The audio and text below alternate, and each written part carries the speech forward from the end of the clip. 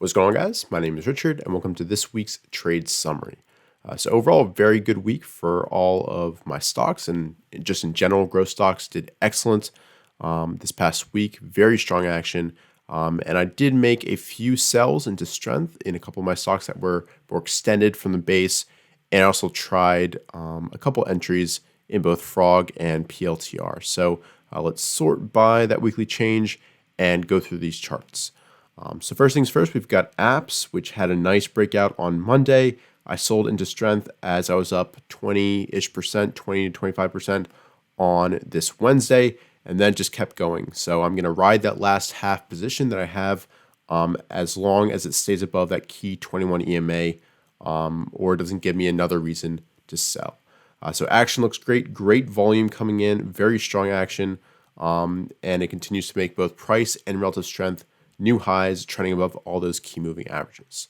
Next up, we've got Peloton, which I bought, and this is from my watch list on this Monday as it came through this pivot, and it's moved up quite well, finishing above this prior pivot here, and overall is maybe a little bit short-term extended, but is very strong. Great volume coming in on this Friday, and is trending above all those key moving averages as it forms the right side of this base. So will this form a handle here, or will it just continue to sustain this uptrend?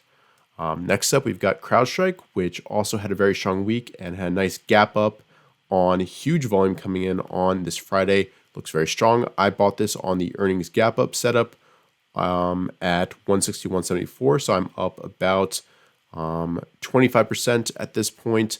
So I'm looking to take some off here if it looks like it's going to pull back, maybe form a shelf here. But overall, I expect this to go higher, and it just broke that key kind of Livermore 200 level. So this could continue this uptrend from the stage 2 base.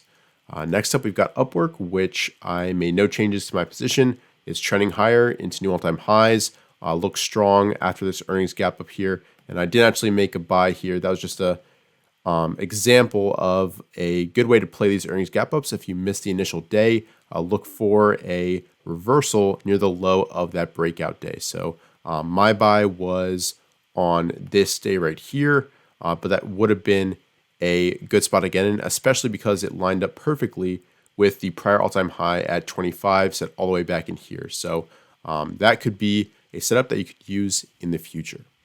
Moving on, we've got Etsy, which is also approaching that 200 level, trending above all those key moving averages. It is right at the top of his Bollinger Bands. So in my mind, it's a little bit short-term extended here, but overall looks strong. And I bought this on the teal dot setup on the 7th of December. Moving on, we've got EXPI, which I sold a little bit more into strength on this day right here. So I have a half position at this time, and I entered on this reversal bar. So from this point, I was up about 46% on my position. So I decided to sell half, lock in some profits, and ride the last half of my position for a larger move, especially because this has a very strong prior uptrend, a great stage 2 base here, and it looks very strong, great volume coming in. So overall, good things from XP. And moving on, we've got ZSCALER, which also had a nice move towards the end of the week. And overall, it's trending above all those key moving averages. Great volume coming in on Thursday and Friday. So it looks good for the time being. CELH actually continued to move up last week, although it did have a potential downside reversal on this Friday on higher volume than the previous day. But overall, you have a strong breakout above this tightness here on Wednesday, and I would expect this to continue upwards in the near future. Zillow, I also took profits on this day right here. I was up about 20% from my initial buy as it broke through this pivot right here, this high, and I want to lock in some of my profits and ride the other half for a larger move until it breaks that 21 EMA definitively. AMD, nice action this past week. You can see it broke this downward trend line and had a nice reversal, upside reversal off the 10-day moving average when it was quad witching. So kind of weird action on Friday, especially Tesla.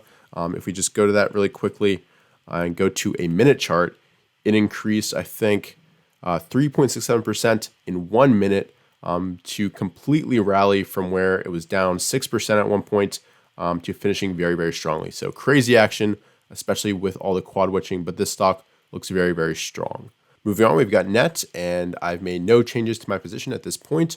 A nice action on Friday, breaking above this tightness right here. You can see it was a 3-bar break this past Friday and is trending beautifully above all those key moving averages and looks very, very good. So frog was my attempt at a undercut and rally setup on this day, looking at this low right here. But I tried it, didn't have a cushion going into the end of the day, so I just took it off for, I think, a 2-cent loss per share. So nothing crazy.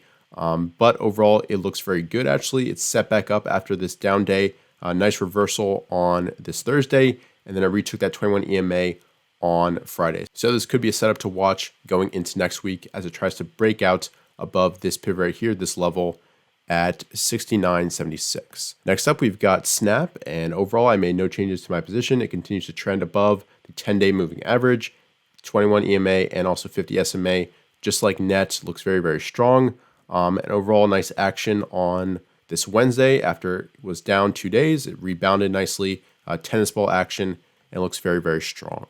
So lastly, we've got PLTR, and I entered this on this Friday as it undercut this low and found support at this close right here.